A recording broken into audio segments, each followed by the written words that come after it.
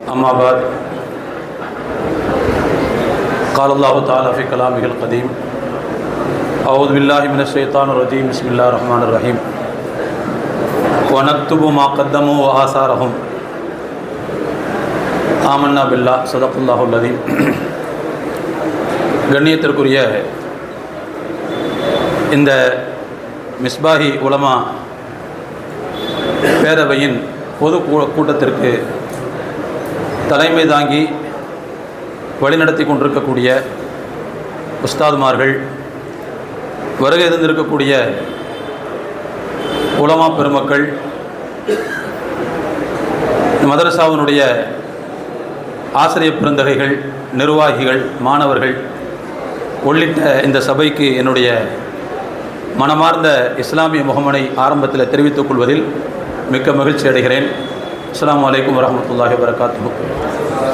நீண்ட நேரம் பேசுவதற்கான நேரம் இல்லை. இது என்னுடைய வாழ்க்கையில் இந்த எழுத்து என்கின்ற சில செய்திகளை மாத்திரம் நான் இங்கே சொல்லி நிறைவு செய்ய ஆசைப்படுகிறேன். பொதுவாக எழுத்துக்கும் எனக்கு ரொம்ப தூரம். நான் மதரசாவில் ஓதும்போது உஸ்தாதுமார்களுக்கு தெரியும், எல்லாரும் நோட்டாக கருத்து எழுதுவாங்க. அப்துல் மாஸ்டர் தான் வந்து இதாயத்து நஹு கத்துர்னதா எல்லாம் நோட்டாக கருத்து எழுதுவாங்க. என்ன எழுதித்தவங்க தான் சொல்லுவாங்க, ஆனால் நான் எழுதுனதே கிடையாது. அதற்கு வந்து எழுதாட்டி என்ன செய்வாங்கன்னா நிப்பாட்டி வச்சுருவாங்க. நான் நின்றுருக்கிறேன், அதுக்கடுத்து எழுத சொல்லியிருக்காங்க, வெளியில் போய் நில்லும்பாங்க, நின்றுருக்கிறேன். அதுக்கு பிறகு அந்த பக்கம் போய் நின்றுடுவாங்க, வெளியில் அந்த கடைசி ஆள் தானே உனது, அந்த வெளியில் அங்கிட்டு போய் நிலுங்கன்றுவாங்க. மரியாதைக்குரிய நாஜர் அவர்கள் சமயத்தில் அந்த பக்கம் அப்படியே வருவாங்க. இவன் என்ன டெய்லி வெளியில் நின்றுட்டுருக்காங்க. ஒரு பெரிய நகைமுரண் இது. ஒரு நினச்சி பார்த்தா நான் என்னுடன் பணியாற்றக்கூடிய என்னுடைய தலைமை மொழிபெயர்ப்பாளர் கானத்தை சொல்லுவேன், ஓதுற காலத்தில் எழுதலைங்கிறதுக்காக வேண்டி நின்னவன் இன்றைக்கி எல்லா பொழப்பை வந்து எழுத்தில் வச்சுருக்கான் அப்படின்னு சொல்லுவேன். ஆனால் இருந்தாலும் கூட இந்த நேரத்தில் நான் தெரிவித்துக்கொள்ள கடமைப்பட்டிருக்கிற செய்தி என்னன்னு சொன்னால், எழுதவில்லை, ஆனால் எழுத வேண்டும் என்று முயற்சித்தால், பயிற்சி எடுத்தால், அதற்காக வேண்டி முனைப்பு காட்டினால் கண்டிப்பாக எழுத்து என்பது வசமாகாமல் போகாது. அப்படிங்கிறத என்னுடைய வாழ்க்கையில் நான் நிறைய பார்த்தேன். என்னுடைய பிள்ளைகளுடைய கல்யாணத்துக்கு மரியாதைக்குரிய சத்தெல்லாம் வந்திருந்தாங்க, பெரிய சத்தெல்லாம் வந்திருந்தாங்க. அப்போ கானசரத்து வந்து பேசும்போது சொன்னாங்க, என்னோட பணியாற்றக்கூடியவர் அப்படின்லாம் சொல்லிவிட்டு, ஆரம்ப கால நிலைமையெல்லாம் சொல்லிவிட்டு, அப்புறம் இன்றைக்கி அவர்கள் எப்படி எந்த நிலைமைக்கு வந்திருக்காங்கன்னா, தூங்கிக்கிட்டு இருக்கிற யூசுப் சித்திக்கை தட்டி எழுப்பி இந்த ஹதீஸை மொழிபெயர்த்து கொடு, இந்த ஆயத்தை மொழிபெயர்த்து கொடுன்னு சொன்னால் உடனே எழுதி கொடுப்பாப்புல, அந்த மாதிரி உருவானாங்க அப்படின்னு சொன்னாங்க. இல்லை, ஒரு விஷயத்தை நாங்கள் தெரிவிக்க கடமைப்பட்டிருக்கிறேன். நாங்கள் என்னவாக இப்போது இருக்கிறோமோ அதற்கான அடிப்படை விதைகளை எங்களுக்கு தந்தது ஜாமியா. அதை நாங்கள் மறுக்கவில்லை. அதை நிச்சயமாக நன்றியோடு எதிர்பார்த்து கொண்டிருக்கிறோம். எழுத்துக்கும் எனக்கும் தூரம்னு சொன்னேன், ஆனால் எழுதுவதற்கான பயிற்சி என்பது இங்கே இருந்தது. அந்த பயிற்சியில் நானும் ஈடுபட்டிருக்கிறேன். அதற்கான ஊக்கங்களை எல்லாம் உஸ்தாதுமார்கள்ட்ட நான் பெற்றிருக்கிறேன். மாணவர்களால் வெளியிடப்படக்கூடிய அந்த கையேட்டு மலர் இருக்குது பாருங்க, இந்த கையேட்டு மலர்களில் நான் கட்டுரை எழுதியிருக்கிறேன் என்பது மாத்திரமல்ல, சில கட்டுரைகளுக்கு பரிசும் பெற்றிருக்கிறேன். என்னுடைய 5வது வகுப்பு அல்லது 6ஆம் வகுப்புன்னு நினைக்கிறேன், 6ஆம் வகுப்பு தான்.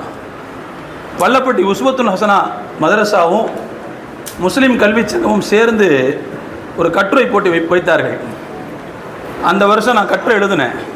6ஆம் முறை ஓதும்போது அந்த கட்டுரை எழுதி முடித்து விட்டு மதரசாவினுடைய நாசிருடைய ஒப்புதலுடன் எங்களுக்கு அனுப்பி வைக்கணும்னு சொல்லியிருந்தாங்க. இன்னைக்கு எனக்கு ஞாபகம் இருக்குது, மனித குல விடுதலைக்கு இனி இஸ்லாம் மட்டுமே அப்படிங்கிற தலைப்பில் எழுதி கொண்டு போய் அசத்தில் கொடுத்தேன். நாசிர் தான் படித்தாங்க. படிச்சுட்டு அப்புறம் அவங்க ரொம்ப சந்தோஷப்பட்டு ஒரு கடிதம் எழுதி கொடுத்தாங்க. அதையும் சேர்த்து வச்சு அனுப்பினோம். 7ஆம் சும்ரா ஓதி முடிச்சுட்டு தூத்துக்குடியில் உஸ்தாதா போய் சேர்ந்த அந்த வருஷம் அப்போ தான் அதனுடைய ரிசல்ட் வந்துருச்சு. கூப்பிட்டு மாநில அளவில் தேர்ந்தெடுத்து பரிசு கொடுத்தார்கள் அந்த கட்டுரைக்கு. நான் என்ன சொல்ல வரேன்னா, இன்றைக்கு நாங்கள் என்னவாக இருந்து கொண்டிருக்கிறோமோ அதற்கான அடிப்படை விதைகள் இங்கிருந்து எங்களுக்கு கிடைத்திருக்கிறது. அப்போ எனவே அந்த வகையிலே அடிப்படை விதை கிடைத்து விட்டது. அந்த விதையை வீரியமாக்குவதற்கும் அந்த விதையை மேன்மேலும் விதைக்க செய்வதற்கும் தேவையான அந்த முயற்சிகளை நாம் தான் எடுக்க வேண்டும். அது ரொம்ப முக்கியமானது. 2 விஷயத்தை மட்டும் சொல்லி நான் நிறைவுக்கு வருகிறேன். முதல் விஷயம் என்னன்னு சொன்னால், நிறைய நூல்களை வாசிக்க வேண்டும். நூல்கள் வாசிக்கின்ற பழக்கம் இல்லை என்றால் எழுத்தாற்றல் வராது. எழுத்தாற்றல் அப்படியே வந்தால் கூட அது நிறைவான எழுத்தாக இருக்காது. நிறைய நூல்களை வாசிக்க வேண்டும். நமக்கு தேவையான பண்டங்கள் மற்ற நூல்களில் தான் இருக்குது. அப்போ நூல்களை வாசிக்கும் போது தான் நிறைய எழுத்து திருத்தங்கள் வரும். நான் அந்த பணிக்கு முதல்ல சேர்ந்தபோது கவிக்கோ அப்துல் ரஹ்மான் அவர்கள் என் கையில் கொடுத்து படிக்க சொன்ன புஸ்தகம் என்ன தெரியுமா? குன்றக்குடி அடிகளார் எழுதின அவருடைய உரைகளுடைய தொகுப்பு புஸ்தகம் தான் கொடுத்து படிக்க சொன்னார். குன்றக்குடி அடிகளாருடைய உரையின் தொகுப்பு. அதில் அந்த மனுஷன் சில கடினமான கருத்துக்களை மிக எளிமையான தமிழில் சொல்லுவார். ரொம்ப கடினமான கருத்தாக இருக்கும். நாம் அதை சொல்கிறதுக்கு இழுத்து பிடிச்சி வளைச்சி சொல்ல வேண்டியிருக்கும். ஆனால் அந்த மனுஷன் 3 வார்த்தையில் 4 வார்த்தையில் சொல்லி முடிச்சிருவார். அந்த மாதிரியான நூலை கொடுத்து இதையெல்லாம் படித்து நீங்கள் என்ன செய்யுங்க, உண்டாக்குன்னு சொன்னார். படித்தோம், பயிற்சி எடுத்தோம். ஆனால் பயிற்சி எடுத்த உடனே கிடைக்கல. உடனெல்லாம் கிடைக்குன்னு சொல்ல முடியாது.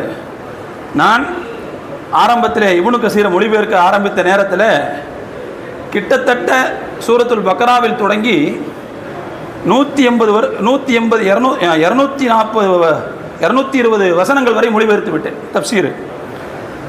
அதற்கு பிறகுதான் மரியாதைக்குரிய ஹான் பாக்கவி அவர்கள் அதை மேலாய்வு செய்ய தொடங்கினார்கள். 220 வசனங்கள் முடிச்சிட்ட மொழிபெயர்த்து தப்சீரோடு சேர்த்து. அதற்கு பிறகுதான் மேலாய்வை தொடங்கினார்கள். மேலாய்வை தொடங்கிய ஹான் பாக்கவி ஹஸ்ரத் அவர்கள், இன்றைக்கி எனக்கு நல்ல ஞாபகம் இருக்குது, நாங்கள் எழுதி கொடுத்தது டைப் பண்ணி தான் அவங்களுக்கு கொடுப்போம். இந்த டைப் பண்ண பக்கத்தில் என்ன செஞ்சாங்கன்னா, இங்கேருந்து ஒரு கோடு, இங்கேருந்து ஒரு கோடு. அதுக்கு என்ன அர்த்தம்? இப்படி ஒன்று, இப்படி ஒன்று, தப்புன்னு அர்த்தம். எதுவுமே சரியில்லை, நான் திரும்ப எழுதுகிறேன், அது மாதிரி பார்த்து தெரிவித்து கொண்டு வான்னு சொன்னார். ஆனால் ஏற்கனவே என்னை சேர்க்கும்போது ஒரு முன்மாதிரிக்காக வேண்டி கொஞ்சம் மொழிபெயர்த்து கொண்டு வாங்கன்னு சொல்லி அதுக்கு 60-65 மார்க் போட்டு வாங்குவதான். அவங்க தான் பின்னால் என்ன செஞ்சாங்கன்னு சொன்னால் தப்பு போட்டு விட்டாங்க. கிட்டத்தட்ட 220 வருஷங்களையும் அந்த தவறுக்கு பிறகு அவர்கள் சுட்டி காட்டிய அதே முறைப்படி திரும்ப திருத்தி கொடுத்தோம். உண்மையிலே வனவாசம்னு சொல்லுவாங்க பாருங்கள், அந்த மாதிரியான கஷ்டங்கள் கசப்புகளை அனுபவித்தா மட்டும்தான் இந்த மாதிரி பயிற்சி கிடைக்கும். நான் பணியாற்றிய காலத்திலேயே கூட என்னுடன் சில நண்பர்கள் வந்து பணி செய்தார்கள். ஆனால் இந்த மாதிரியான அடித்தல் திருத்தல்களை அவருடைய மனம் ஏற்றுக்கொள்ளவில்லை. என்ன இது, நம்ம வெளியில் பெரிய இமாமுன்னு சொல்கிறாங்க, நம்மளை பெரிய உஸ்தாதுன்னு சொல்கிறாங்க, இங்கே பார்த்தா காணதத்து இப்படி தப்பு போட்டுக்கிட்டு இருக்கிறாரு, நம்ம எதுக்கும் ஆக மாட்டோம் பொழுது, இது உதவாக்கிற பொழுது நம்ம அப்படி நினச்சிட்டு ஓடி போயிட்டாங்க. அப்படிலாம் நடந்துச்சு. ஆனால் இந்த அக்னி பரீட்சைக்கு நம்மளை நாம் தயார்படுத்தி கொண்டால் மட்டும்தான், உள்ளாக்கி கொண்டால் மட்டும்தான் நிச்சயமாக இப்படிப்பட்ட வரம் வந்து சேரும் என்பதில் எந்த விதமான சந்தேகமில்லை. கிடைக்கக்கூடிய காலத்தில் நான் அன்பான மாணவர்களுக்கு சொல்லுவேன், நீங்கள் இங்கேயே அதற்கான பயிற்சி எடுத்து விட்டு வெளியில் வாருங்கள். இது ஒரு நல்ல துறை. சொல்லப்போனால் புஸ்தகம் போட்டு சம்பாதிக்காத குரூப்பு ஆலிம்களாகத்தான் இருப்போமே தவிர, நம்மை வைத்து பதிப்பகம் நடத்துகிற எல்லோரும் நல்லா சம்பாதிக்கிறாங்க. அதனால் இது ஒரு நல்ல துறை. இது இன்ஷா அல்லாஹ் கார்ப்பரேட் தனமாக இதை கொண்டு போனால் மதரசாவுக்கும் நாம் நிறைய உதவி செய்யலாம், நல்ல சம்பாதிக்கவும் செய்யலாம். அப்படிப்பட்ட துறை இது. நிறைய பயிற்சி தேவைப்படுகிறது. வல்ல ரஹ்மான் அப்படிப்பட்ட எழுத்தாற்றலில் வந்து நல்ல ஆர்வம் உள்ளவர்களாக, சமூகத்திற்கு எழுத்தின் மூலமாக நல்ல கருத்துக்களை சொல்லக்கூடியவர்களாக வல்ல ரஹ்மான் நம்மை ஆக்கியர் புரிவானாக. நான் ஆரம்பத்தில் வாசித்து காட்டிய வசனம், அவர்கள் எதை செய்தார்களோ அதையும் நாம் பதிவு செய்வோம், அவர்கள் விட்டு சென்ற தடயங்களையும் பதிவு செய்வோம் என்று சொல்கிறான். இங்கே நாம் எழுதிவிட்டு போனால் எழுதுனதையும் எல்லாம் பதிவு செய்வான். நம்முடைய எழுத்து பின்னால் என்னென்ன நன்மைகளை செய்ய போகிறதோ அதையும் சேர்த்தாலாம் நமக்கு தருவாங்கிறது அந்த ஆயத்து சொல்லுது. அந்த ஆயத்துக்கான முழு அர்த்தத்தை உணர்ந்து வாழக்கூடியவர்களாக வல்ல ரஹ்மான் நம் அனைவரையும் அங்கீகரிப்பானாக. வாஃபிர் தவானா அல்ஹம்துலில்லாஹி ரப்பில் ஆலமீன். அஸ்ஸலாமு அலைக்கும் வரஹ்மத்துல்லாஹி வபரகாத்துஹு. இப்ராஹிம் வஅலா ஆலி இப்ராஹிம் இன்னக ஹமீதும் மஜீத். அல்லாஹும்ம பாரிக் அலா முஹம்மதின் வஅலா ஆலி முஹம்மதின் கமா பாரக்த அலா இப்ராஹிம் வஅலா ஆலி இப்ராஹிம் இன்னக ஹமீதும் மஜீத். கணியத்திற்குரிய உஸ்தாத் பெருந்தகைகளே, எங்களை எல்லாம் உருவாக்கி சமுதாயத்திற்கு தந்து எங்களை பேச வைத்து அழகு வாய்த்து கொண்டிருக்கக்கூடிய எங்களுடைய உஸ்தாத் பெருந்தகைகள் உட்பட இந்த ஜாமியாவுடைய நிர்வாக பெருமக்கள், மூத்த முஸ்பாய் உலமா பெருமக்கள், ஒரே இருந்துள்ள அத்தனை பேருக்கும் மீண்டும் ஒரு முறை சலாத்தை சொல்லிக் கொள்கிறேன். அஸ்ஸலாமு அலைக்கும் வரஹ்மத்துல்லாஹி வபரகாத்துஹு. கண்ணியமானவர்களே, தமிழகத்திலே இன்றைக்கு 140 அரபு கல்லூரிகள், ஆயிரக்கணக்கான மக்தபு மதரசாக்கள், ஆயிரக்கணக்கான நிஸ்வான் மதரசாக்கள், 6000 மஸ்ஜிதுகள் இன்று இன்றைக்கு சமுதாயம் உயிரோடு இருப்பதற்கு காரணமே சங்கைக்குரிய உலமா பெருமக்களுடைய பணிகள் தான் என்று சொன்னால் அது மிகையாகாது. இன்றைக்கு இந்த உலமாக்கள் தன்னுடைய பாதையை மாற்றிக்கொள்வார்களோ அல்லது கொஞ்சம் கவனக்குறைவாக இருந்துவிட்டாலோ இந்த சமுதாயத்திலே இந்த ஒரு விழிப்புணர்வை நாம் பார்க்க முடியாது என்பது நம் எல்லோருக்கும் தெரியும். இங்கே பயான் செய்வதற்கு யாரும் இல்லை. இருக்கக்கூடிய ஒவ்வொரு சங்கைக்குரிய உலமா பெருமக்களும் மணிக்கணக்கில் பயான் செய்யக்கூடியவர்கள் தான். சமூக பணி, நம்முடைய பணிகளின் காரணமாகத்தான் இன்றைக்கு இவ்வளவு பெரிய சமுதாயத்திலே இவ்வளவு பெரிய பணிகள் நடந்து கொண்டிருக்கிறது. சமீபத்திலே ஆய்விலே சொன்னார்கள், இந்த உலகத்தில் எந்த சமுதாயம் அதிகமும் தர்மம் செய்கிறது என்று சொன்னால் இஸ்லாமிய சமுதாயம் அதிகமும் தர்மம் செய்கிறது என்று கணக்கோடு சொன்னார்கள். 10 நிமிஷத்தில் இருக்கனால விலாவாரியாக ஆதாரங்கள் எல்லாம் இருக்குது, ஆனால் சொல்வதற்கு நேரம் இல்லை. அப்போ அவர்களை தர்மம் செய்வதற்குண்டான தூண்டுவதற்குண்டான இடம் எது? ஜும்மா. அவர்களை தூண்டக்கூடியவர்கள் யார்? ஆலிம்கள். இப்படி கோடிக்கணக்கான வகையிலே தர்மங்கள் இந்த சமுதாயத்திலே நடைபெற்று கொண்டிருப்பதற்கும், மார்க்க பணிகள், சமுதாய சேவைகள், மதரசாக்கள், பள்ளிவாசல்கள் இவைகளெல்லாம் நடைபெற்று கொண்டிருக்கிறது என்று சொன்னால் அது சங்கைக்குரிய உலமா பெருமக்களால் தான். அந்த நன்மைகள் எல்லாம் இந்த மதரசாக்களை நிர்வாகம் நடத்தி கொண்டிருக்கக்கூடிய இந்த நிர்வாகிகளையும் போய் சேரும் என்பதில் சந்தேகமில்லை. அல்லாஹ் தந்தருள்வானாக. ஆக இதை தாண்டி என்ன சமூகப்படி என்ன?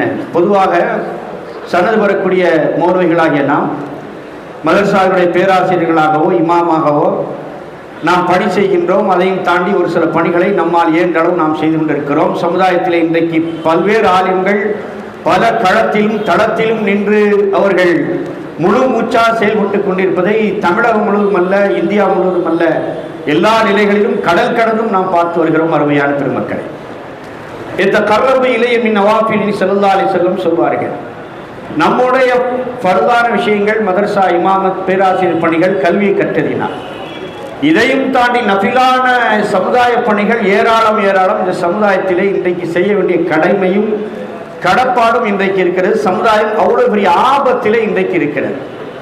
சமுதாயம் மிகப்பெரிய ஒரு சிக்கலிலே இருக்கிறது என்பதை உங்கள் எல்லாத்துக்குமே தெரியும். உள்ளிருந்து வந்தாலும் சரி, வெளியிருந்தும் பல ஆபத்துக்கள், உள்ளிருந்தும் பல ஆபத்துக்கள். இந்த ஆபத்திலிருந்து சமுதாய மக்களை எப்படி மீட்டெடுப்பது என்று சொன்னால், நாம் இன்னும் அதிக நேரம் பல சேவைகளை, பல பணிகளை செய்தாக வேண்டிய கட்டாயத்தில் நாம் இருக்கிறோம் என்பதை நம் எல்லோருக்கும் தெரியும். அருமையான உலமா பெருமக்களே, ஏதோ நாம் எல்லோருமே தொழுகை நடத்துகிறோம், இமாமத் செய்கிறோம், தரிசிலே இருக்கிறோம். நிச்சயமாக அல்லாஹ்வுடைய மிகப்பெரிய ஒரு பணி, அல்லாஹ்வுடைய கபூலியத்தான பணிதான் என்பதில் மாற்று கருத்துக்கு இடமே இல்லை. ஆனால் அடுத்த தலைமுறை, இந்த சமுதாயத்தினுடைய அடுத்த தலைமுறை எப்படி இருக்க வேண்டும், எப்படி இருந்தால் இந்த நாட்டிலே நிம்மதியாக வாழும் என்கின்ற தொடர்நோக்கு சிந்தனை, இலக்கை வைத்து இந்த சமுதாயத்திலே களப்பணி ஆற்றுவதற்கு நாம் ஒவ்வொருவரும் கடமைப்பட்டிருக்கும் என்பதை நாம் எல்லோருமே உணர்ந்திருக்கிறோம், விளங்கியிருக்கிறோம். அருமையான பெருமக்கள், ஒரு வட்டத்துக்குள்ளே இருந்து நம்முடைய பணிகளை செய்து கொண்டிருக்கக்கூடிய நாம் இன்னும் பரவலான ஒரு சிந்தனைக்கு வெளியே வர வேண்டும். நமக்கு எது பிடித்திருக்கிறதோ, நாம் எதை நமக்கு ஆர்வப்படுகிறோமோ அப்படிப்பட்ட ஒரு இடத்திற்கு நாம் வந்து பணி செய்கிற போது இந்த சமுதாயம், இந்த சமூகம் நம்மை உயர்த்தி பிடிக்கும் என்பதற்கு பல்வேறு ஆதாரங்களை நம்மால் நாம் பார்த்து கொண்டுதான் இருக்கிறோம். அருமையான பெருமக்களை, இன்றைக்கு பார்க்கிறோம், 2 ஹரம்களிலுமே காயிப் ஜனாசா தொழுவிக்கப்பட்ட ஆலிம் இந்தியாவிலே யார் என்று சொன்னால் நம் எல்லோருக்குமே தெரியும். இந்தியாவில் ஒரு ஆலிம் இறந்து விட்டார், 2 ஹரம்களிலும் ஹாயிப் ஜனாசா தொலைக்கப்பட்டது. யார் அவர்? அலிமியா அபுல் ஹசன் நத்வி ரஹ்மத்துல்லாஹி அலைஹி அவர்கள். இந்த நூற்றாண்டிலே மிகப்பெரிய ஒரு சேவையாளர். அவருடைய சேவைகள் எல்லாம் நாம் படித்திருக்கிறோம், வரலாறை பார்த்திருக்கிறோம். அருமையா என்ன அப்படி சேவை! இந்தியாவிலே பிறந்து 2 ஹரம்களிலுமே ஹாயிப் ஜனாசா தொலைக்கக்கூடிய அளவுக்கு அவர்கள் வந்திருக்கிறார்கள் என்றால் அவருடைய களப்பணி தான் காரணம். ஷாபான் வழக்கிலும் சரி, வாஜ்பாயுடைய அந்த கவர்மெண்டில் வந்தே பாரதம் படித்தே ஆக வேண்டும் என்று கட்டாயமாக சட்டம் போடப்பட்ட நேரத்திலே அவர்கள் எல்லா பள்ளிகளுக்கும் ஒரு சுற்றறிக்கை அனுப்பினார்கள். நாடு முழுவதுக்கும் யாரும் அந்த வார்த்தையை படிக்கக்கூடாது, என்ன வந்தாலும் நாம் சந்திப்போம் என்று சொன்னார்கள். அதனால் அவருடைய வீடெல்லாம் ரெய்டு செய்யப்பட்டது. ஆக இப்படி எல்லா காலத்திற்கு தேவையான எல்லா பணிகளையும் அலிமிதியான் அவர்கள் ரஹ்மத்துல்லாஹி அலைஹி அவர்கள் செய்தார்கள். அந்த வந்தே பாரதம் சொல்லப்பட வேண்டும் என்ற நேரத்திலும் சரி, ஷாபான் வழக்கிலும் சரி, இதைத் தொடர்ந்து நிறைய விஷயங்கள் ஒவ்வொரு காலத்திலும் இந்த சமுதாயம் எப்படியெல்லாம் தத்தளிக்கிறதோ அப்பெல்லாம் சமுதாயம் சரியான முறையிலே வழிகாட்டி சென்றதினால் அவர்கள் உலகளாவிய அளவிற்கு போற்றப்பட்டு அவருடைய இறப்பு நேரத்திலே 2 ஹரம்களிலும் ஹாயிப் ஜனாசா தொலைக்கப்பட்டது என்று சொன்னால் அவருடைய களப்பணி தான் அதற்கு காரணம் என்பதை நம்மால் உணர முடிகிறது. அஸ்கர் யூனிவர்சிட்டி 1000 வருஷம் நாங்கள் போன எகிப்துக்கு போகும்போது அங்கே போய் பார்த்தோம். அந்த யூனிவர்சிட்டியிலேயே கூட இரங்கல் கூட்டம் நடத்தப்பட்டது இந்த அலிமியா ரஹ்மத்துல்லாஹி அவர்கள். எதற்காக சொல்கிறேன் என்று சொன்னால் இந்த களப்பணி தான் நமக்கு என்றைக்கும் சமுதாயத்திலே நம்மை நிலைநிறுத்தும், சமுதாயத்திலே துஆவை பெற்றுத்தரும். அதுதான் நம்முடைய முழு பணியாக இருக்க வேண்டும். அல்லாஹ்வுடைய ரசூல் முஹம்மது ஸல்லல்லாஹு அலைஹி வஸல்லம் உங்களுக்கு சொல்ல வேண்டியதில்லை, எல்லா இடங்களிலும் ஹதீஸ்கள் ஏராளமாக இருக்கிறது. 3 பேர் கோகையில் போய் அடையப்பட்டார்கள், அந்த நேரத்தில் அவர்கள் கேட்ட துஆக்கள். அதுபோன்று ஒவ்வொரு நேரமும் உங்கள் வீட்டு வாசலுக்கு வந்து நின்னன எனக்கு சாப்பாடு தரலையான்னு ஸல்லல்லாஹு அலைஹி வஸல்லம் ஒரு ஹதீஸை சொல்லுவாங்க இல்லையா, அந்த ஹதீஸ். இப்படி ஏகப்பட்ட ஹதீஸ்களிலே எல்லா இடங்களிலும் வரக்கூடியவைகள் எவைகள் என்று சொன்னால் அழகாக நமக்கெல்லாம் தெரியும், சமூக பணியும் களப்பணியும் தான் அவருடைய உயர்ந்த நிலைக்கு மனிதனை அழைத்து செல்லும் என்று நம் எல்லோருக்கும் தெரியும். நம்முடைய ஹஸரத் குலா தாமத் பரக்காத்தும் சமீபத்தில் ஒரு மீட்டிங்கில் பேசினாங்க. அல்லாஹுவை நெருங்குவதற்கு 2 வழி, ஒன்று நேரான வழி, இன்னொன்று குறுக்கு வழி. ஹஸரத் குப்ரா அவர்கள் பேசின பேச்சு. அப்ப நேரான வழி என்னது, குறுக்கு வழி என்னது? நேரான வழி என்பது தொழுகை, சக்காத்து போன்ற இபாதத்துகள். குறுக்கு வழி என்பது அல்லாஹ்வுக்கும் அல்லாஹ்வுடைய அடியார்களுக்கும் அல்லாஹ்வுடைய படைப்பினங்களுக்கும் நீ சமூக சேவை செய்தால் அல்லாஹ்வை அதைவிட சீக்கிரம் அடைந்து கொள்ளலாம் என்று ஹஸரத் அவர்கள் சொன்ன கருத்தை நாம் கேட்டோம். ஆக அந்த அல்லாஹ்வை மிக நெருக்கமான முறையில் அடங்கி கொள்வதற்குண்டான அழகிய பணிதான் இந்த சமூக பணி, களப்பணி. நம்மால் என்ன பணிகளை நாம் செய்ய முடியுமோ அதை எடுத்து நாம் ஒவ்வொருவரும் அல்லாஹ்வுக்காக வேண்டி செய்ய வேண்டும். இன்றைக்கு நம்முடைய எதிரிகள், நம்மை எதிரிகளாக நினைத்துக் கொண்டிருப்பவர்கள் வெற்றி பெறுகிறார்கள். நாம் இன்றைக்கு இந்த சமுதாயம் இன்னைக்கும் 25 கோடி மக்கள் இன்னும் பின்தங்கி இருக்கிறோம் என்றால் அந்த முடிஞ்சிச்சு 2ஆவது. அதற்கு காரணம் சொல்லுவாங்க, உங்க எல்லாம் தெரியும், பிரபலியமான ஒரு தமிழ்நாட்டில் ஒருத்தர் சொன்னார், அவர்களுடைய இலக்கு கொள்கை வெற்றி பெற வேண்டும், ஆனால் நம்முடைய இலக்கு நாம் வெற்றி பெற வேண்டும். நமக்கு கொள்கை வெற்றி பெற வேண்டுமா, இலக்கு நாம் வெற்றி பெற வேண்டுமா என்று சொன்னால் அவர்களுடைய கருத்து நம்முடைய கொள்கை, நம்முடைய இலக்கு வெற்றி பெற வேண்டும் என்று எதிரிகள் சென்று கொண்டிருக்கிறார்கள். ஆனால் நாம் வெற்றி பெற வேண்டும் என்பதனால் தான் இன்றும் இங்கே இருக்கிறோம் என்று அழகாக சொல்வார்கள். ஆக அந்த அடிப்படையிலே நம்முடைய இலக்கு, நம்முடைய கொள்கை, சமுதாயம் என்கின்ற ரீதியிலே நம்முடைய கண்ணோட்டமும் செல்வாக்களும் தொலைநோக்கு சிந்தனையும் நமக்கு இருக்கிற போது நிச்சயமாக இந்த சமுதாயத்தை வரக்கூடிய ஆபத்திலிருந்து நம்மளால் நிச்சயமாக பாதுகாக்க முடியும். நமக்கு என்ன முடியுமோ அதை சிறப்பாக முறையில் செய்ய வேண்டும். இன்றைக்கு நாம் பார்க்கிறோம், நிறைய சொல்லிக்கொண்டே செல்லலாம். அருமையான பெருமக்களே, இருக்கக்கூடிய உஸ்தாத் பெருந்தைகள் ஒவ்வொருவரும் ஒரு பல்கலைக்கழகங்கள் எல்லாத்தையும் பற்றி சொல்லலாம். குறிப்பாக இன்றைக்கு 11 விருதுகள் பெற்றக்கூடிய ஒரு ஆலிம் தமிழ்நாட்டில் யார்? 11 விருதுகள் பெற்ற ஒரு ஆலிம். 11வது விருது பெற போறார். யார் அவர்? நம்முடைய மிஸ்பாஹி தேங்கை ஷர்தீன் மிஸ்பாஹி அவர்கள் ரஹ்மத் பதிப்பகம் சார்பாக கூட இவர்களுக்கு இப்பொழுது விருது கொடுக்க போகிறார்கள். அது 11 இலக்கியம் சார்ந்து சம்பந்தப்பட்ட விஷயத்திலே அவர்கள் கவனம் செலுத்தினார்கள். அஜய்குமாருக்கு தமிழே வராதுங்க, பேச தெரியாதுங்க, மக்கள் கண்டு சொல்லிட்டு இருப்பாங்க, உடை தெரிந்தார்கள். ஆக நமக்கு என்ன இன்று ஆர்வம் இருக்கிறதோ அதை நாம் தேர்ந்தெடுத்து இந்த உம்மத்துக்கு நாம் ஒவ்வொருவரும் களப்பணி செய்ய வேண்டும். ஜமாத்துல் உலமா சபை எல்லா நிலைகளிலும் அதற்கான எல்லா வாய்ப்புகளையும் நமக்கு தந்து கொண்டே இருக்கிறது. அதை நாம் எல்லோரும் அதில் இணைந்து நாம் இன்ஷா அல்லாஹ் களப்பணி செய்ய வேண்டும் என்று கேட்டுக்கொண்டு வாய்ப்பளித்தமைக்கு 10 நிமிஷம்னா எதை சொல்றது எதை விட ஒன்றுமே தெரியலை. அதனால 15 அஜத்துமாரோட உட்கார்ந்துருக்காங்க, நம்மளை உருவாக்கணும், வேறு மேடையாக இருந்தால் பேசி போயிடலாம். வாய்ப்பளித்தமைக்கு நன்றி கூறி முடித்துக் கொள்கிறேன். வாக்கு தவானானி அல்ஹம்துலில்லாஹி ரப்பில் ஆலமீன். அஸ்ஸலாமு அலைக்கும் வரஹ்மத்துல்லாஹி. الله وبركاته. الحمد لله ثم الحمد لله ثم الحمد لله. அல்லாஹ்வுடைய மிக பெரும் அருளால் நம்முடைய ஆசிரியர் பெருந்தகைகளுக்கு முன்னால் நாமெல்லாம் மண்டியிட்டு கற்ற கல்வியினால் இன்று உலகம் முழுக்க மிஸ்பாஹி என்ற பெயரோடு வலம் வரக்கூடிய பாக்கியத்தை வழங்கிய அல்லாஹுக்கே எல்லா புகழும். கடந்த 2013ஆம் ஆண்டு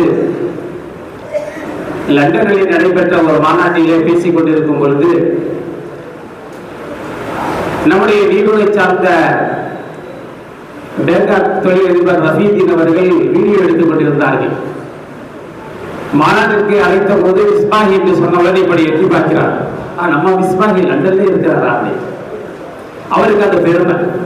அல்ஹம்துலில்லாஹ், நம்ம ஊரை சேர்ந்தவர்கள், நம்முடைய ஊரிலே பயின்றவர்கள் இன்று உலகம் முழுக்க தங்களுடைய தஅவா பணியை செய்கின்றார்கள் என்ற அந்த சந்தோஷம். அல்ஹம்துலில்லாஹ். இன்றைய தினத்தில் எனக்கு கொடுக்கப்பட்ட தலைப்பு தன்னிறைவான பொருளாதாரம். நம்முடைய ஆசிரியர் தந்தை அவர்கள் உட்கார்ந்திருக்கும் பொழுது பேசினால் நன்றாக இருக்கும் என்று நினைத்தேன். ஓஎம்எஸ்தாவுக்கு போயிட்டாங்க. இன்னைக்கு பயான் பண்ண வரல, இன்னைக்கு ஒரு பெரிய ஸ்டோரி சொல்ல வந்திருக்கிறார். ஓஎம்எஸ் 1993ஆம் ஆண்டு முதல்வராக இங்கே இருந்தார்கள். அப்பொழுது நான் பட்டம் பெற்றேன், ஆலிம் பட்டம் பெற்றேன். நான் இந்த மதரசாவிலே ஹாஃபிஸ் ஆலிம் ரெண்டுமே இங்கே தான் பட்டம் பெற்றேன். அப்பொழுது சங்கரமந்தலில் இருந்து மதரசாவில் ஓதி கொடுப்பதற்காக ஜமாத்தார்கள் வருகிறார்கள். ரமதான் நேரத்தில் தூங்கி கொண்டிருந்த என்னை அழைத்தீங்க மதரசாவில் தூங்கிக்கிட்டு இருக்கேன். நீடூர் பள்ளிவாசல்ல மரியாதைக்குரிய ஃபாரூக் அண்ணா அவர்கள் அவங்க ஊரில் உள்ள பள்ளிவாசல்ல தராவி தொழுகை வச்சுக்கிட்டு இருக்கேன். 7 ஆண்டு காலம் ஓதி இருக்கிற, 3 ஆண்டு காலம் குரான் மனப்பாடம் பண்ணியிருக்கிற, 1 ஆண்டு காலம் குரானை முராஜா தௌர் செஞ்சிருக்கிற, மொத்தம் 11 வருஷம் படிச்சிருக்கிறேன். சங்கரம் மந்தல்ல வந்தவங்க அசரத் அவர்கள் ஓஎம்எஸ் வந்து கேட்குறாங்க, எங்களுக்கு ஒரு முதர்ரிஸ் வேணும் அப்படின்னு. சரி தர்றோம். என்ன சம்பளம் தருவீங்க? 600 ரூபா. எனக்கு 60 சிரிப்பதா? நான் கேட்டேன், என்னுடைய தந்தையாருக்கு நான் தபால் எழுதினேன். தந்தையே, என்ன இப்படி வீணாக்கிட்டீங்களே, 11 வருஷம் படிச்சிருக்கேன், மனசு வருஷத்துக்கு 100 ரூபாய் கணக்கு பண்ணி 1100 ரூபாய் கொடுத்தா கூட இந்த மனசு அடங்கிடும், வெறும் 600 ரூபாய் சம்பளம் தராங்கன்னு எழுதியிருக்கேன். தந்தை எனக்கு பதில் சொல்லி இருந்தார்கள், அல்லாஹ் அவர்களை கபரை விசாலமாக்க வேண்டும், அல்லாஹ் அவர்களை மன்னிக்க வேண்டும், அல்லாஹ் அவர்களுக்கு ரஹ்மத் செய்ய வேண்டும். அவர் ஒரு வார்த்தை எழுதியிருந்தார். என்ன வார்த்தை தெரியுமா? மகனே, என்னுடைய 3 பிள்ளைகளில் ஒரு பிள்ளையை ஆகிரத்துக்காக நான் அர்ப்பணித்து விட்டேன், 2 பிள்ளையே துனியாவுக்காக. சட்ட முன்னால் கூட முதல்வர்கள் சொன்னார்கள், ஆலிம்களுடைய பிள்ளைகளை ஆலிம்களாக ஆக்க வேண்டும் என்று. குறைந்தபட்சம் ஒருவரையாவது ஆலிமாக ஆக்குங்கள் இன்ஷா அல்லாஹ். 3 பிள்ளைகள்ல ஒரு பிள்ளைய நான் ஆலிமாக்க ஆகிரத்துக்காக விட்டுட்டேன். அதனால உனக்கு கிடைச்ச இந்த 600 ரூபாயை நீ உன் பாக்கெட்ல வச்சுக்க, எங்களுக்கு நீ தர வேண்டாம். நான் உன்னை படிக்க வச்சது ஆகிரத்துக்காக. அல்லாஹ் உனக்கு 100 மடங்கு தருவான் என்ற ஒரு துவா. எது சொன்னா 3 விஷயங்கள் சொல்ல போறேன். பெற்றோர்களுடைய துவா ரொம்ப முக்கியமானது. அல்லாஹ் உனக்கு 100 மடங்கு தருவான் என்று ஒரு துவா செஞ்சு அனுப்புனாங்க. சரி ஒத்துக்கிட்டு வேலைக்கு போயிட்டேன். அதுக்கப்புறம் போய் அதை பிரச்சனை பண்ணி சம்பளத்தை ஏற்றனால வேற வரலாறு. 2வது ஓதுறதுக்கு அனுப்புறாங்க.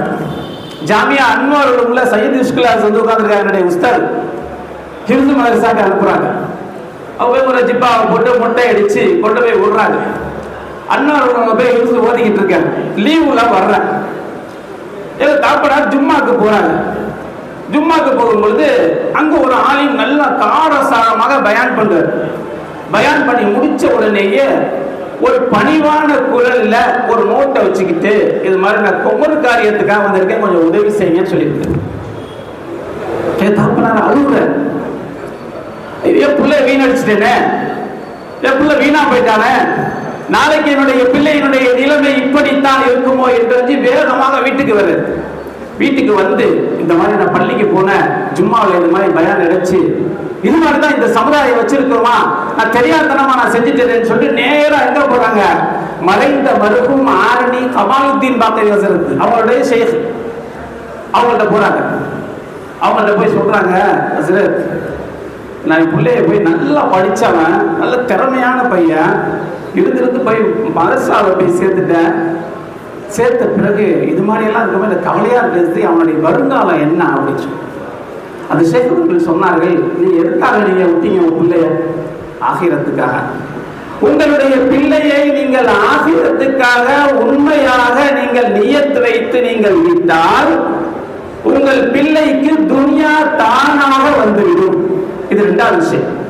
முதல்ல தந்தையுடைய துவா, இரண்டாவது பெரியவர்களுடைய துவா, இதுல மூணாவது விஷயம் நியத் முக்கியமானது. இந்த மூன்றும் சேர்ந்து என்னுடைய வாழ்க்கையில அது படிப்படியாக அதை ஓதிக்கொண்டு வர்ற வந்து ஓதி முடிச்ச பிறகு எனக்கு இந்த மாதிரி சம்பளம் இந்த மாதிரி குறைவானு எனக்கு மனசு கேட்கல. எப்படி நம்ம இந்த சமுதாயத்துல இந்த சம்பளம் வாங்கி எப்படி நம்மளுடைய வாழ்க்கையை நடத்துறது அப்படின்னு சொல்லிட்டு யோசனை யோசனை யோசனை. நீ எந்த வழியில போறியோ அதிலே போ, வேற வழியில போவாங்க. மரியாதைக்குரிய முனீர் ஹசரத் சிங்கப்பூர்ல இருப்பாங்க, அங்கோலியா பள்ளியில என்ன நல்லா தெரியும். 2000 1998 99 2000 2001 அங்க பிசினஸ் பண்ணிட்டு இருந்தேன். தெருவாக என்ன பண்ணுவேன், சோப்பு பொருட்களை வச்சு கடைக்கு சப்ளை பண்ணுவேன். சிரமப்பட்டு என்ன நம்ம இந்த துறையில நம்ம வந்து சாதிக்க முடியாது, நம்ம வியாபாரத்துல போயிடுவோம்னு சொல்லிட்டு வியாபாரத்துல போவேன். அடிக்கடி அசல் திரும்பலாம் போவேன், போய் பேசிட்டு உட்காந்துருப்பேன். அதை செஞ்சேன், மனசு திருப்தி இல்லை. திரும்ப சரி திருமணம் முடிச்சிருவோம். திருமணம் முடித்ததற்கு பின்னால் ஒரு மாற்றம் எடுத்து திருமணம் முடிச்சாச்சு. முடிச்சதுக்கு பிறகு திரும்பவும் எதுக்கு இதெல்லாம் நான் சொல்றேன்னா, நான் ஓடிக்கொண்டு இருக்கக்கூடிய காலத்தில் பட்டம் வாங்கக்கூடிய நேரத்தில் நம்முடைய மரியாதைக்குரிய இஸ்மாயில் அலிஸ் அவர்களுடைய நண்பர் BM ஜியாவுதீன் ஹசரத் இந்த பட்டம் வாங்கக்கூடிய நேரத்தில் எல்லாத்தையும் கேட்டாங்க, எல்லாரும் என்ன பண்ண போறீங்கன்னு. நான் சொன்னேன், நான் தர்ஸுக்கு போறேன் அப்படின்னு. பாக்கி எல்லா 16 பேர் என்ன பண்ணாங்க, நான் வெளிநாட்டுக்கு போறேன், வெளிநாட்டு சொன்னேன். நான் சொன்னதுக்காக அல்ஹம்துலில்லாஹ் ஒரு 4 வருஷம் தர்ஸில் இருந்தேன். சங்கரமதில் 4 வருஷம் தர்ஸில் இருந்தேன். அதுக்கு பிறகுதான் இப்படி எல்லாம் போய் வேலை பார்க்கணும் கஷ்டப்பட்டேன்.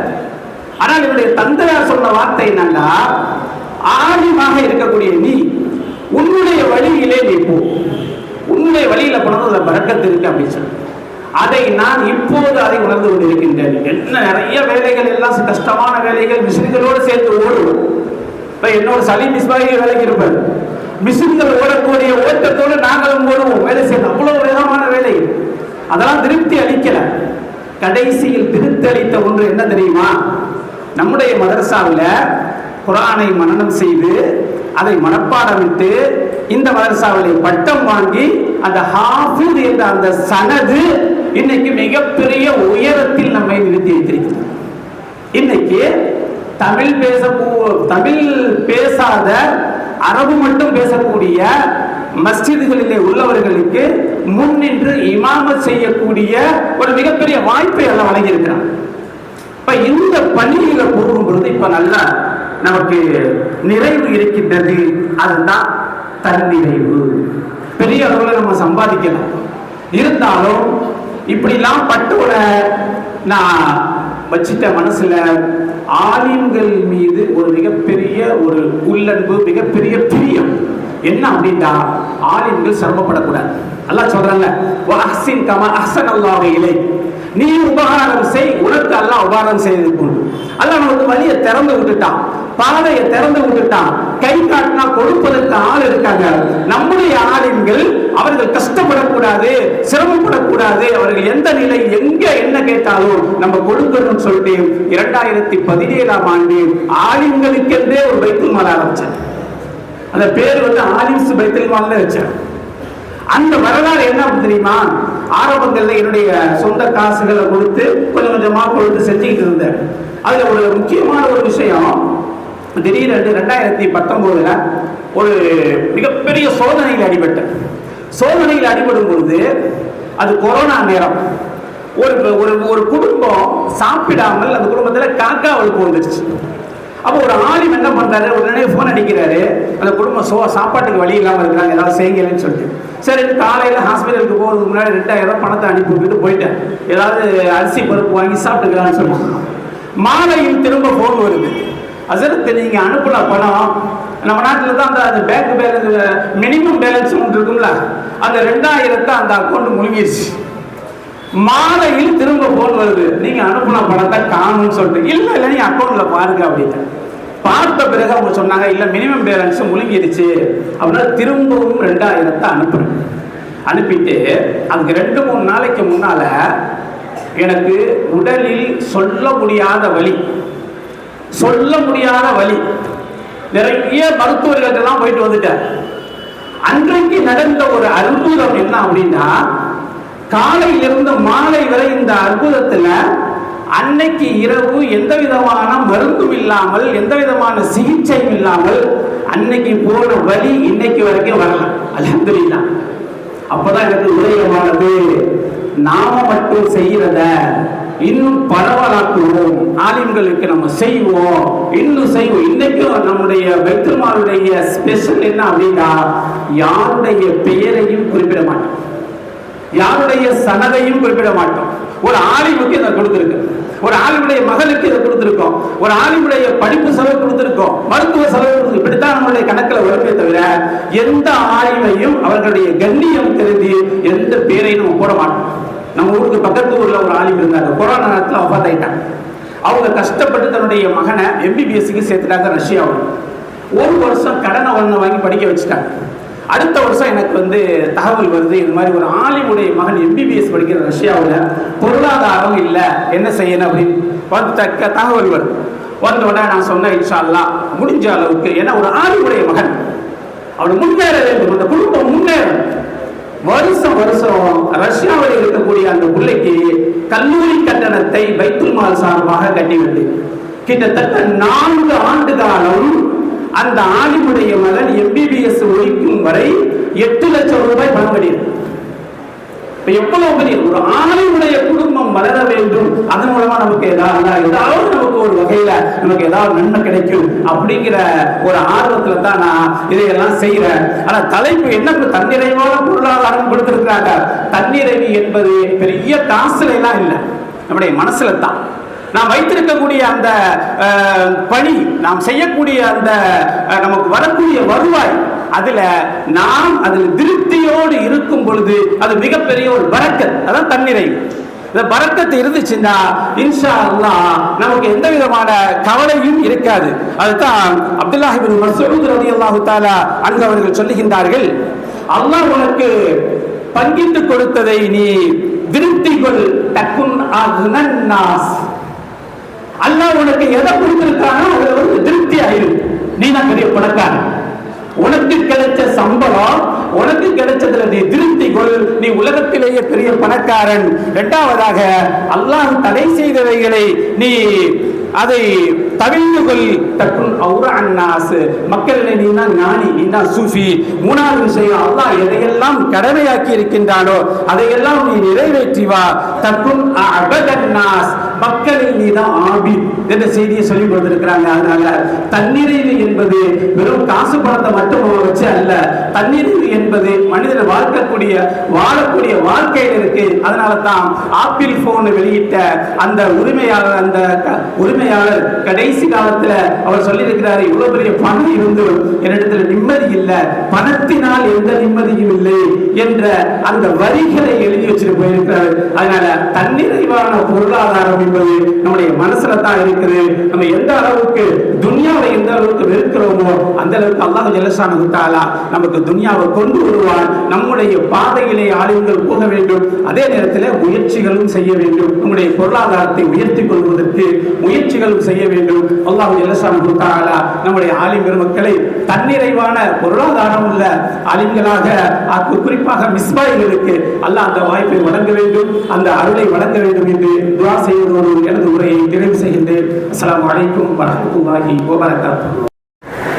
அஸ்ஸலாமு அலைக்கும் نحمده ونصلي على رسوله الكريم أما بعد فقد قال الله تعالى في تنزيله بالفرقان المجيد بعد أعوذ بالله من الشيطان الرجيم بسم الله الرحمن الرحيم جاء الحق وزاق الباطل وقال نبينا عليه الصلاة والسلام من رأى منكرا فليغير بيده فإن لم يستطع بلسانه فإن لم يستطع بقلبه وذلك ضعف الإيمان أو كما قال عليه الصلاة والسلام. அல்ஹம்துலில்லாஹ். யூசுஃப் அஸ்து ஒரு விஷயத்தை சொன்னாங்க. அதை நம்முடைய பேராசான் அல்லாமா இஸ்மாயில் அஸ்து அவங்களும் அதை சுட்டி காட்டினாங்க. இஸ்மாயிகள் எல்லோரும் ஒரே நினைப்பில்தான் நாம் ஒன்றுபட்டு இருக்கின்றோம். இந்த ஜாமியாவால் வித்திடப்பட்ட விதைகள் இன்று நாம் விருட்சமாக வளர்ந்துள்ளோம். அல்ஹம்துலில்லாஹ். இங்கே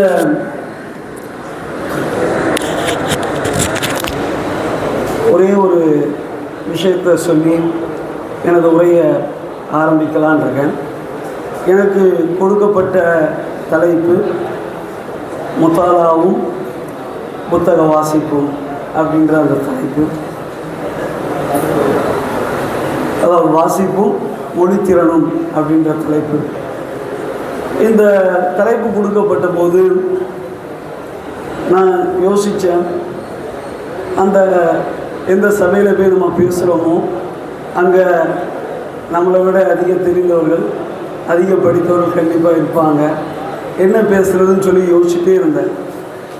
அப்போ தான் நான் எப்போதுமே சரி மறைந்த நம்முடைய ஜாமியாவின் பேராசிரியர் அல்லாமா சுலைமான் ஹசரத் ரஹ்மஹுல்லா, அப்போது அவங்ககிட்ட ஒரு வாட்டி கேட்டேன் நான். அவங்க ஏன்னா நிறைய நவீன அரபு புத்தகங்கள் வச்சுருப்பாங்க. அப்போ அவங்ககிட்ட கேட்டேன் நான், ஒரு மொழியை வளர்த்துக்கிறாருந்தா என்ன செய்யணும் அப்படின்னு சொல்லி கேட்டேன். அப்போது ஹசரத் சொன்னது இப்போவும் சொல்லிகிட்டு இருக்க மாதிரியே இருக்குது. ஹசரத் அப்போ சொன்னாங்க, அதாவது இமாம் கஸாலி ரஹிமஹுல்லாஹ் யஹ்யாவை தமிழில் எழுதுனா எப்படி எழுதுவாங்களோ அதே மாதிரி தான் நீ அரபு மொழியிலேருந்தோ யஹ்யாவை எழுதும்போது இருக்கணும். அதாவது ஒரு மொழியியல் ஆற்றல் அப்படிங்கிறது எப்படிப்பட்டதாக இருக்கணும் அப்படின்னா இயற்கையானதாக இருக்கணும், செயற்கையானதாக இருக்கக்கூடாதுன்னு சொன்னாங்க. ஸோ இந்த அசல் சொன்ன இந்த விஷயத்தை ரொம்ப ஆழ்ந்து நம்ம யோசிக்கும்போது பல விஷயங்கள் வருது. அதாவது ஒரு மொழியாற்றல் ஒரு திறமை வளரணும் அப்படின்னா அது சாதாரண விஷயம் அல்ல. பொதுவாகவே சரி, இன்றைக்கி ஒரு தகவலை நம்ம கிட்டக்க கடத்துகிறோம், நமக்குள்ளக்க அதை அப்சர்வ் பண்ணுறோம் அப்படின்னா 3 விதத்தில் இருக்கும். ஒன்று கற்பது, அரபியில் தஅல்லும்னு சொல்லுவோம்ல, கற்பதுங்கிறது பொதுவானது, எதை வேணாலும் கற்றுக்கொள்ளலாம். தையல் கற்றுக்கொள்ளலாம், அதே மாதிரி பிற மொழிகள் கற்றுக்கொள்ளலாம், எல்லாத்தையும் எதை வேணாலும் கற்றுக்கொள்ளலாம். கற்குதல் அப்படிங்கிறது பொதுவானது, பரவலான அர்த்தம் கொண்டது. ரெண்டாவது என்ன அப்படின்னா படிப்பது.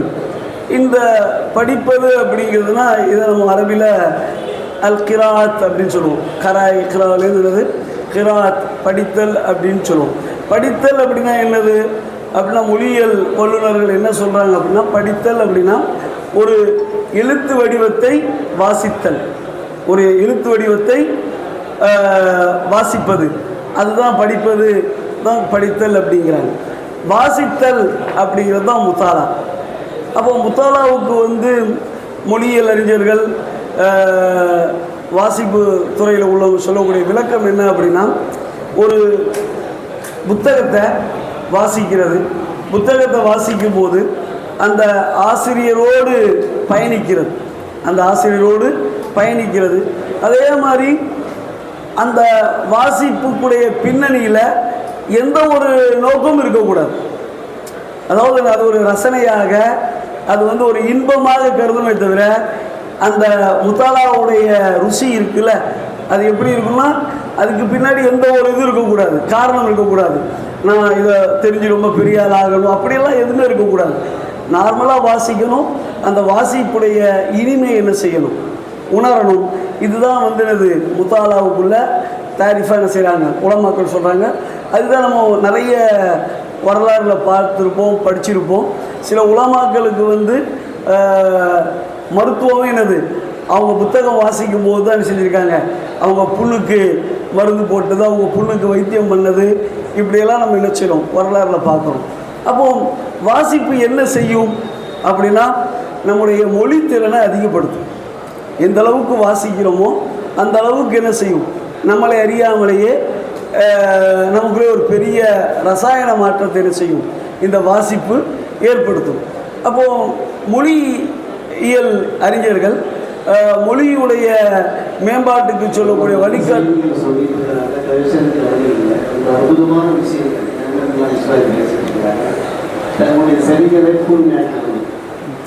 அப்போது மொழியியல் வல்லுநர்கள் என்ன சொல்கிறாங்கன்னா, மொத்தம் 4 ஸ்கில், 4 திறன்கள் சொல்கிறாங்க.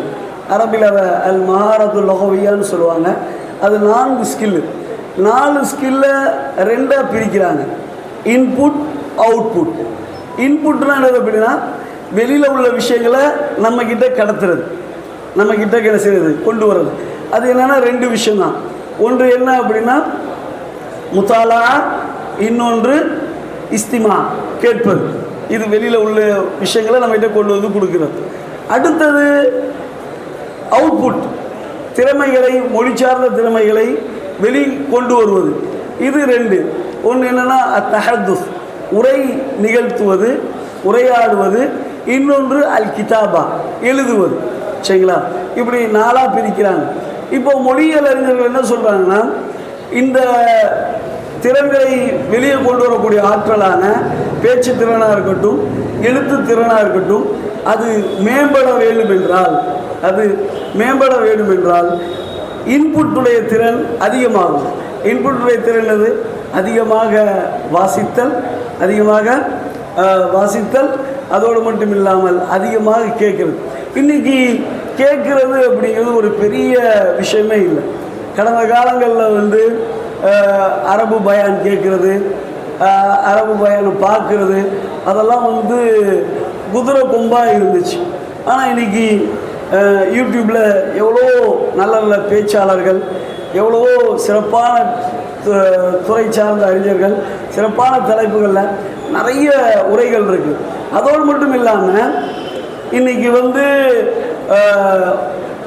மொழிபெயர்ப்பு துறையில் இன்றைக்கி ஒரு ரொம்ப பெரிய ஒரு விஷயமா இருக்கிறது வந்து என்னென்னா சப்டைட்டில் போடுறது. ஏன் அப்படின்னா கடந்த காலத்தில் எல்லாத்துலேயுமே என்னது அப்படின்னா டப் பண்ணுறது இருந்துச்சு. டப்லமேஜ் சொல்லுவாங்க அரபியில். டப் பண்ணுறது இருக்குது. ஒருத்தர் பேசுகிறத இன்னொருத்தர் என்ன செய்வார், வேறு மொழியில் என்ன செய்வார், பேசுவார். அதுதான் இருந்துச்சு. ஆனால் சமீப காலமாக என்ன அப்படின்னா அந்த டப்லமேஜ், டப்புங்கிறது கம்மியாகி இப்போ சப்டைட்டில் அப்படிங்கிற ஒரு ஸ்கில் அதிகமாக வளர்ந்துட்டுருக்கு. அதாவது நான் வந்து என்ன செய்வேன் அப்படின்னா சப்டைட்டில் போடுறேன். சரிங்களா? அதாவது அரபு வீடியோஸ், அதுக்கு சப்டைட்டில் அப்படின்னா உங்களுக்கு வந்து என்னது ஒரு நிமிஷத்துக்கே வந்து 1200 1500. அதாவது ஒரு நிமிஷங்கிறது உங்களுக்கு ஒரு நிமிஷம் மாதிரி இருக்கலாம். ஆனால் நீங்கள் சப்டைட்டில் போடும்போது ஒரு நிமிஷம் வீடியோவை நீங்கள் 4 மணி நேரத்துக்கிட்ட கேட்குற மாதிரி இருக்கும். சரியா? அதே மாதிரி ஹிந்தியில் சப்டைட்டில் போடுறது இருக்குது. அப்போ என்ன அப்படின்னா இன்றைக்கி அதாவது சொல்லுவாங்க இன்வெஸ்ட்மெண்ட் இருக்குல்ல, இன்வெஸ்ட்மெண்ட் வந்து பணமோ பொருளோ கிடையாது. இன்வெஸ்ட்மெண்ட்டுங்கிறது நம்மக்கிட்ட உள்ள திறன். யார் தன்னுடைய திறனை வந்து முதலீடாக ஆக்குறாங்களோ அவங்க வெற்றியாளராக அந்த துறையில் திகழ்வாங்க. ஸோ இது மாதிரி மொழி சார்ந்து நிறைய துறைகள், அது நிறைய வணிகம் சார்ந்த துறைகள் உலகத்தில் வியாபித்து இருக்குது. அதையெல்லாம் சரியான முறையில் புரிந்து உள்ளுணர்ந்து வெற்றி பெற்ற நன்மக்களாக அல்லாஹ் உங்களையும் என்னையும் ஆக்கியவானாக. ஆமீன். ورحمة الله تعالى وبركاته. الحمد لله رب العالمين. اللهم صل على سيدنا محمد طب القلوب ودوائها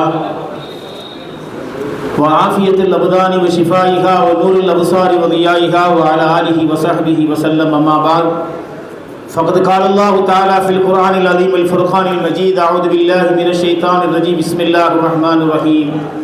يا أيها الذين آمنوا قوا أنفسكم وأهليكم نارا.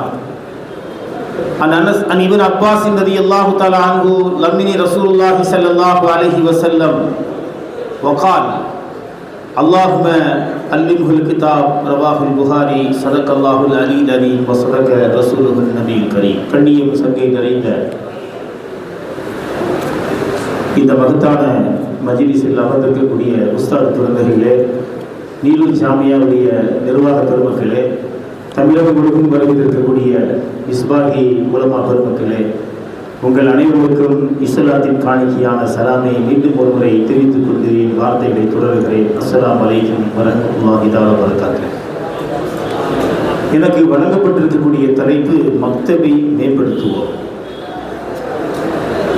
அனைத்து உலமாக்களும் குணமாக கோணங்கள். தமிழகம் முழுவதும் சுமார் 1 கோடி இஸ்லாமியர்கள் வாழ்கிறார்கள். 1 கோடி இஸ்லாமியர்கள் சிறார்கள் சுமார் 25 லட்சம் சிறார்கள் இருப்பார்கள். உங்களுக்கு விளங்கும்படியாக சொல்ல வேண்டுமானால், ஒரு 1000 குடும்பங்கள் வசிக்கிற ஒரு குடும்பத்தில் சுமார் எப்படியும் ஒரு 500 அல்லது 300 குழந்தைகளுக்கு மேல் இருப்பார்கள். இவர்களெல்லாம் இன்றைக்கு மக்தபர்களில் வருகிறார்களா இல்லையா என்பதை உங்களுக்குள்ளே நான் கேள்விட்டு விடுகிறேன். அருமையான பெருமக்களே, இந்த மக்தப் விஷயமாக நிறைய கிதாபுகள் வந்திருக்கிறது. தீனியாத் வந்திருக்கிறது, தல்கீன் வந்திருக்கிறது, பண்பியல் வந்திருக்கிறது, பாபுல் குர்ஆன் வந்திருக்கிறது. இப்படி ஏகப்பட்ட கிதாபுகள் மக்தபுகளை மேம்படுத்துவதற்காக வந்திருக்கிறது. ஆனால் மக்தபுகள் மேம்படுத்திருக்கிறதா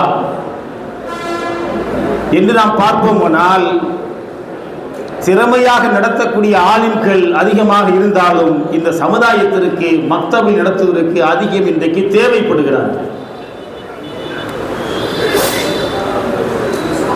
மக்தபை நடத்தவில்லை என்று சொன்னால் என்ன நடக்கும் என்பதை நாமெல்லாம் கேள்விப்பட்டிருப்போம். அந்த தகவலைத்தான் உங்களுக்கு மீண்டும் ஞாபகப்படுத்துகிறேன்.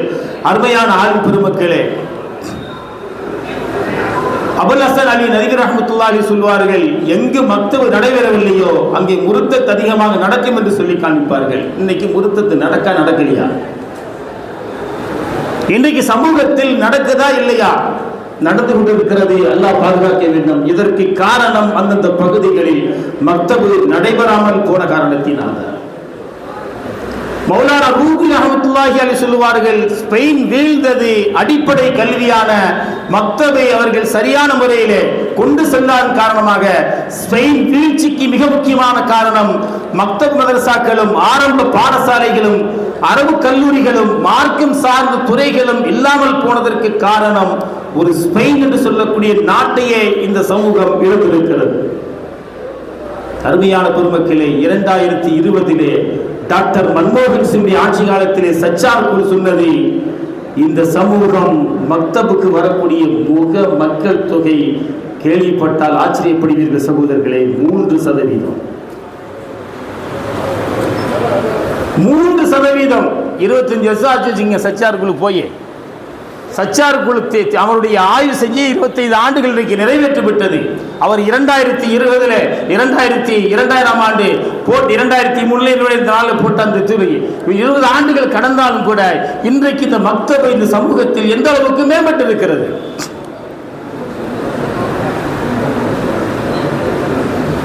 மக்தபு நடைபெறும் என்னென்னலாம் நடக்கும் தெரியுமா சகோதரர்களே? நான் வரலாற்றுக்குள் வரவில்லை, சம்பவங்களுக்குள் வரவில்லை, ஹதீஸ்களுக்குள் வரவில்லை, பயான்களுக்கு வரவில்லை சகோதரர்களே, நடப்பு நிகழ்வுகளை சொல்லுகிறேன். ஒரு சமூகத்தில் மக்தபுகளும் மார்க்க ஞானங்களும் குறைந்து போய்விட்டால் என்ன நடக்கும் தெரியுமா? இன்றைக்கு அது நடந்து கொண்டிருக்கிறது. அருமையான பெருமக்களே, இந்திய தேசிய ஆவண குற்றவியல் கூடம் சொல்லுகிறது, 2020 சிறார் குற்றவாளிகள் சிறார் குற்றவாளிகள் 26,954 சிறார் குற்றவாளிகள்.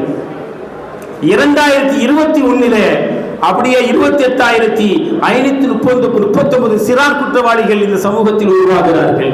இதற்கெல்லாம் அடிப்படை காரணம் தெரியுமா சகோதரர்களே? நல்லொழுக்கம் உள்ள பண்பாடுகளும் நல்லொழுக்கம் உள்ள கல்விகளும் இந்த சமூகத்தில் குறைந்து போய்விட்ட காரணத்தினால்.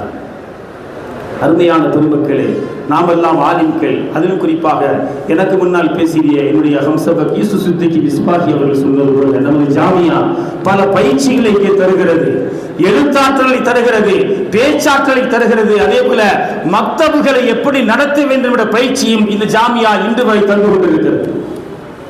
நாமெல்லாம் 1990 94 வரை அந்த ஓதிய அந்த காலகட்டத்தில் நானும் யூசுப் சித்திக்கும் நீடூரில் சென்று மக்தப் ஓதி கொடுத்து கொண்டிருக்கிறோம். அதே போல பல மிசுபாய்கள் நீர் நெய்வாசலிலும் அரபி தெருவிலும் மக்தபு நடத்தி கொடுத்த காட்சிகள் இன்றைக்கு நிழலாடுகிற சகோதரர்களை. நான் சொல்லுகிற தகவல் என்ன தெரியுமா?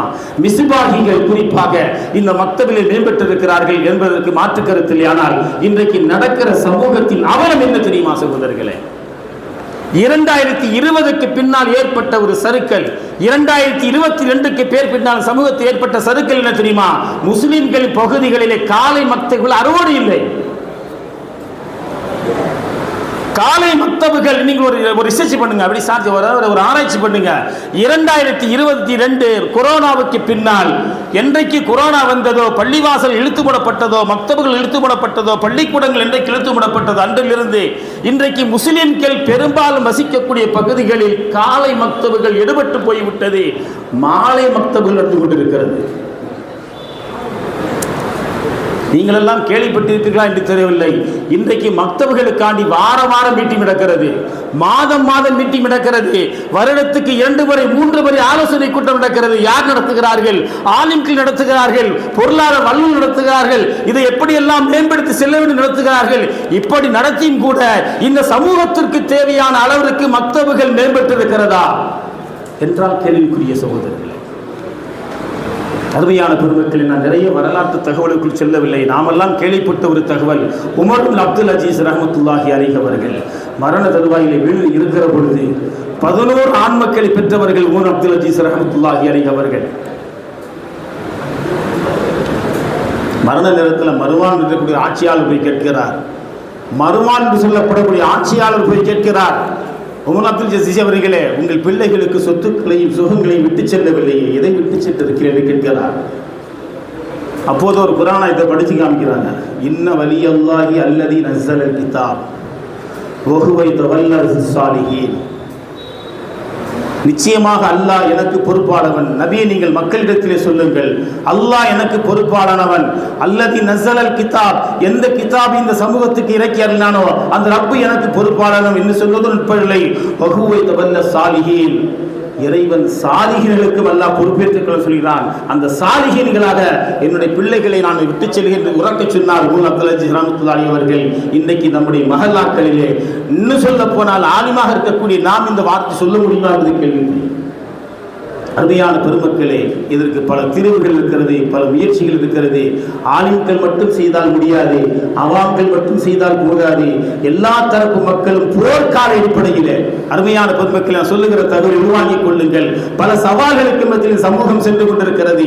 30 ஆண்டு காலம் இந்த சமூகத்தை மக்தபுகள் ஒழுங்க நடத்தாத காரணத்தினால் அஹ்லுஸ் சுன்னத்துல் ஜமாத்துடைய கொள்கை தடம் புரண்டி தடம் மாறி தருதலைகளாக அமைக்கிற ஒரு காரணம், அதற்கு அடிப்படை காரணம் அந்தந்த இளைஞர்களை, அந்தந்த மாணவர்களை, அந்தந்த குழந்தைகளை இந்த மக்தபுகளில் பெற்றோர்கள் சேர்க்காத விளைவுகளே, இஸ்லாத்தை அறியாமல், ஷரியத்தை புரியாமல், தான்கொடித்தனமாக எவனோ ஒருத்தர் சொல்லுகிறான் அதை ஷரியத் என்று நம்புகிறான், எவனோ ஒருத்தர் சொல்லுகிறான் 8 ரக்காத் என்கிறான், 20 ரக்காத்தை மறுக்கிறான், எவனோ ஒருத்தர் சொல்லுகிறான் மௌத்துக்கு பின்னாடி ஒண்ணு கிடையாது, ஃபாத்திஹா கிடையாது, அதை நம்புகிறான்.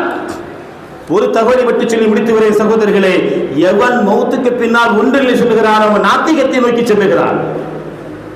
மௌத்துக்கு பின்னாடி ஃபாத்திஹா ஒரு லேச வார்த்தை சொல்லிட்டு போறான் பாத்தீங்களா? வல்பாஸ் பாதல் மௌத் என்பது இஸ்லாத்தின் அடிப்படை கொள்கை மிக முக்கியமானது. மௌத்துக்கு பின்னால் ஒன்று இல்லை என்று சொன்னால் நபிகள் நாயகம் ஸல்லல்லாஹு அலைஹி வஸல்லம் சொன்னார்களே, ஒரு மனிதன் மரணித்து விட்டால் எதுவு வலது சாலிஹுன், அவனுடைய தந்தைக்கு என்னுடைய பிள்ளை துவா போய் என்று சொன்னார்களே, இந்த துவா எப்படிப்பட்ட ஹதீஸ் என்று சொன்ன நபியான பெருமக்களே, இந்த சமூகத்தில் இன்றைக்கு மக்தபுகள் இன்னும் சில ஊர்களிலே நான் சிதம்பரத்தில் இருந்தபோது ஒரு 15 ஆண்டுகளுக்கு முன்னால் நான் ஓப்பனாக பேசுகிறேன். முட்லூரில் கிட்டத்தட்ட 10 பள்ளிகளுக்கு மேலே இருக்கிறது அந்த ஊரில். காலையில் நாங்களும் இஸ்மாயில் நாச்சி கார் எடுத்துகிட்டு போனோம், எங்கெல்லாம் மக்தப் நடக்கலன்னு. அருமையான பெருமக்களை பார்த்தோம், எந்த பள்ளியிலுமே மக்தப் இல்லை. அதற்கு காரணம் தெரியுமா? தமிழ் பேசும் ஆலிம்கள் பள்ளிவாய்களில் இல்லாமல் போகிற காரணமாக. நிர்வாக பெருமக்கள் புரிந்து கொள்ளுங்கள், நீங்கள் தமிழ் ஆலிம்களை புறக்கணித்தால் அது தமிழ் ஆலிம்களுக்கு இழப்பல்ல, அந்த மஹல்லாவின் குழந்தைகளுக்கு ஏற்படுகிற தீனியாத் இழப்பு என்பதை புரிந்து கொள்ளுங்கள். அருமையான பெருமக்களே, நான் தகவலை நிறைய திரட்டி வந்தேன். ஆங்கிலேயர்கள் காலத்திலிருந்து இன்று வரை மக்தபுகளை ஒழிப்பதற்கு எத்தனை சதித்திட்டம் நடக்கும், அத்தனையும் வெளிரங்கமாக பகிரங்கமாக உள்ரங்கமாக அனைத்து திட்டமிடல்கள் நடந்து கொண்டிருக்கிறது. அத்தனை புள்ளி விவரங்களை சொல்வதற்கான சூழலும் காலநிலம் இல்லை. அருமையான பெருமக்களே, உலமா பெருமக்களே, ஜும்மாக்களிலே மேடைகளிலே ஆண்டுக்கு 50 மேடைகள் இருக்கிறது. 10 மேடைகள் 15 மேடைகளை மக்தபுகளுக்காக பயன்படுத்துங்கள், கல்விக்காக பயன்படுத்துங்கள், உயர் கல்விக்காக பயன்படுத்துங்கள். அரசு துறை சார்ந்த பதவிகளுக்கு இஸ்லாமிய சமூகம் செல்ல வேண்டுவதற்காக உங்கள் ஜும்மா மேடைகளை பயன்படுத்துங்கள். அடுத்த இலக்கு, அடுத்த தலைமுறை அரசு இலக்கு நோக்கி செல்ல என்பதை சொல்லுங்கள். அதே போல மார்க்க ஞானத்தோடு செல்ல என்பதை உறுதியாக அடித்துச் சொல்லுங்கள். வல்ல அல்லாஹ் ஜல்ல ஷானுஹு தஆலா இந்த சமூகத்தை எல்லா நிலைகளிலும் உயர்த்துவானாக என்று வாய்ப்புக்கு வாழ்த்துக்கள் நன்றி கூறி விடைபெறுகிறேன். பாஹிர் தாவானா அல்ஹம்துலில்லாஹி ரப்பில் ஆலமீன். அஸ்ஸலாமு அலைக்கும் வரஹ்மத்துல்லாஹி வபரகாத்துஹு.